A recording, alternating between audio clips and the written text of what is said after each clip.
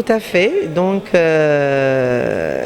nous, la SAPCO, en partenariat avec l'association, le comité compact, je dirais, nous nous sommes réunis aujourd'hui, une suite logique de ce qu'on a commencé depuis un certain moment. Donc, en vue de la relance des activités au niveau de la station. Donc aujourd'hui, l'objectif était de nous réunir et de déterminer un plan d'action crédible, faisable, dans les plus brefs délais au niveau de la station. Donc l'objet de notre rencontre aujourd'hui, c'était de mettre sur papier, objectivement, un plan d'action crédible et faisable. Oui, ce plan d'action est en train d'être coffiné. Donc ça va être effectivement des journées d'investissement humain qu'on devra organiser. Ça va être des journées de pulvérisation pour essayer de remettre la station en bonne santé. C'est de faire en sorte que les activités soient reprises par les acteurs, parce que SAPCO la station est en léthargie depuis un certain moment et on voudrait vraiment que les acteurs reprennent leurs activités et que les touristes puissent revenir dans la station en toute confiance et redémarrer les activités normalement.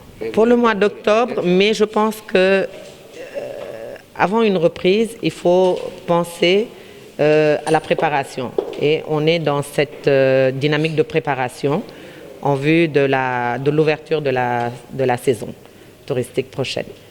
On souhaiterait vraiment que nos touristes reviennent en toute confiance, comme j'ai dit, et qu'on puisse réouvrir la station de Saly, qui reste la première station de l'Afrique de l'Ouest et qui ne peut pas être laissée en rade comme ça. Ça fait une très belle journée parce que ça nous a permis quand même de faire un plan d'action, de mettre en place un plan d'action en vue donc de l'ouverture de la saison prochaine. Et que là, sous l'impulsion du ministre du Tourisme et sur les instructions du directeur général de la SAPCO, qui a donné instruction à l'ADS ici présente, en face donc en relation avec donc les acteurs du tourisme, de mettre en place donc une synergie d'action et un plan d'action qui pourra nous permettre de prendre en compte donc toutes les problématiques du secteur touristique au niveau de la station de Saly. Et c'est ce que nous avons fait. Donc nous avons élaboré un plan d'action sur lequel plan d'action il y aura donc, comme elle l'a si bien dit, donc l'entretien et le nettoiement de l'ensemble de la station touristique et des plages. Donc nous avons aussi pris comme disposition par rapport aux Jakartaman de pouvoir les répertorier, les identifier, et puis même à ce qu'on les mette des macarons d'identification, de la même manière que les chauffeurs de taxi, les fous même qui errent dans la station. Donc on a pris en compte toutes ces préoccupations, de la même manière que les voleurs à la sauvette, parce que vous n'oubliez pas qu'ici au niveau de la station, nous avons énormément de difficultés avec les Jakarta. Et là, ça nous a permis donc de prendre tout de suite des dispositions qui pourront nous permettre à l'avenir de travailler avec la sécurité donc sur des mesures. Et vraiment, ça a été une très bonne réunion et on l'a très bien réussi.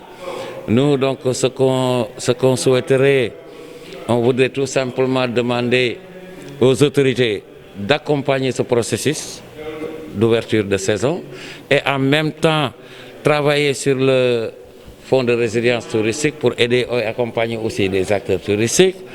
Et Covid est toujours là, nous allons prendre toutes les dispositions pour vraiment montrer le beau visage du Sénégal.